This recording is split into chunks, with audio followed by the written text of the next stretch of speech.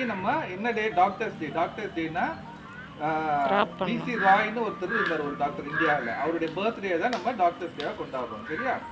இன்னைக்கு நம்ம 2 விஷயத்தை பற்றி உங்களுக்கு சொல்லித்தரேன். ஒன்று வந்து ஜென்ரல் ஹெல்த், ஆரோக்கியமாக எப்படி இருக்கணும், for general health and dental health. ஓகேவா? ஜென்ரலாக பொதுவாக எப்படி ஹெல்த்தியாக இருக்கணும்னு பார்ப்போமா? அதுக்கு நீங்கள் 3 விஷயத்தை கடைபிடிக்கணும். சரியா? என்னென்ன 3 விஷயம்னு பார்ப்போமா? ஃபஸ்ட்டு வந்து ஆரோக்கியமாக சாப்பிடணும். சரியா?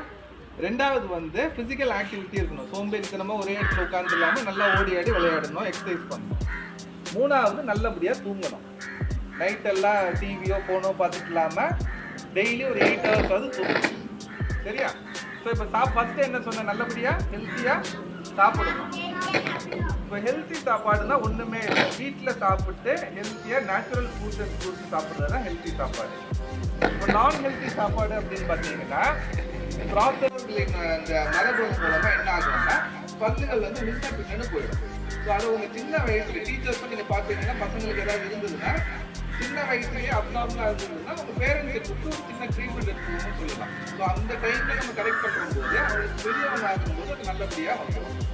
ஒரு சில குழந்தைங்களுக்கு இந்த நகம் கடிக்கிற ஹேபிட் இருக்கும், விரல் சப்புற பழக்கம் 4 வயசுக்கு மேலேயும் இருக்கும், நாக்கை வெளியே தள்ளிட்டு இருப்பாங்க. ஸோ அதெல்லாமே பல்லும் முதல் அமைப்பை மாற்றும். ஸோ அந்த மாதிரி குழந்தைங்களையும் நீங்கள் கூப்பிட்டு அட்வைஸ் பண்ணி ஒரு சின்ன ட்ரீட்மெண்ட் எடுத்துக்க உதவி செய்யுங்க.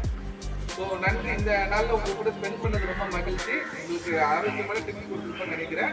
நல்லபடியாக படிங்க, உங்கள் பேரண்ட்ஸுக்கு மரியாதை கொடுத்து நல்லபடியாக அவங்கள ப்ரௌட் பண்ணுங்க. அண்ட் உங்கள் டீச்சர்ஸ் தான் உங்கள் செகண்ட் பேரண்ட்ஸ் இல்லையா?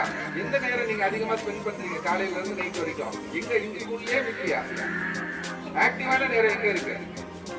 ஸ்கூலில் தானே இருக்கு. வீட்டில் வந்து 4 மணிக்கு மேலே தானே போவீங்க. அதுக்கப்புறம் கொஞ்சம் நேரம் விளையாடிட்டு தூங்க போயிடுது இல்லையா? ஆக்டிவ் ஹவர்ஸ் வந்து ஸ்கூலில் இருக்கீங்க. ஸோ உங்களை டிசிப்ளின் பண்ணுறது டீச்சர்ஸ் இல்லையா? ஸோ அவங்களுடைய இதுக்கு கீழ் படிங்க. அண்ட் ரொம்ப முக்கியமாக நம்மளுக்கு வாக்கியம் கொடுத்த கடவுளுக்கும் நீங்கள் உண்மையாக இருந்து நேர்மையாக இருந்து ஃபியூச்சரில் ஒரு நல்ல கலர்ஃபுல்லாக வரணும். ஓகேவா?